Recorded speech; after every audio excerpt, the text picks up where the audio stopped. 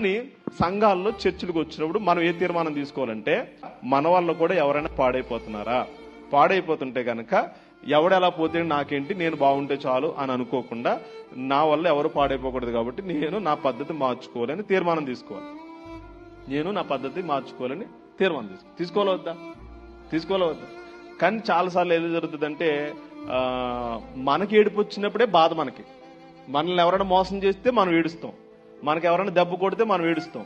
మరి మనం మోసం చేసిన దానికి మరి వేరే కుటుంబాలు ఏడిస్తే అది పట్టించుకో, అది నాకు అనవసరం. దేవుని కూడా ఎలాగ అడుగుతామంటే నా కుటుంబం బాగుండాలంటే, మరి నువ్వు చేసే తప్పుకి, నువ్వు చేసే పాపానికి వేరే కుటుంబాలు ఏడిస్తే. అక్కడ ఒక ఇద్దరు జంట తీసుకొచ్చారు కదా, ఒక అతనేది తీసుకొచ్చారు ఇద్దరు జంట.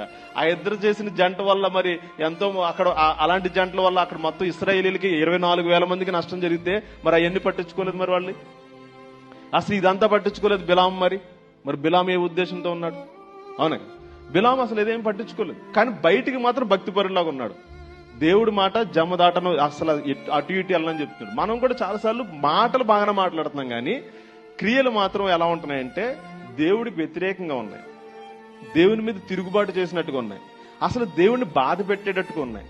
దేవునిలోకి వచ్చి, చర్చిల్లోకి వచ్చి, ఆ సంఘంలోకి వచ్చి కావాలని దేవుణ్ణి కించపరుస్తూ దేవుని యొక్క రాజ్యాన్ని తగ్గించడానికి, లేకపోతే దేవునికి వ్యతిరేకంగా మనుషుల్ని నడిపించడానికి, క్రియేట్ చేయడానికి చాలా మంది ఉన్నారు. ఒక్కసారి ఆలోచించండి, అలా ఎంతకాలం నడుస్తూ ఉంటది?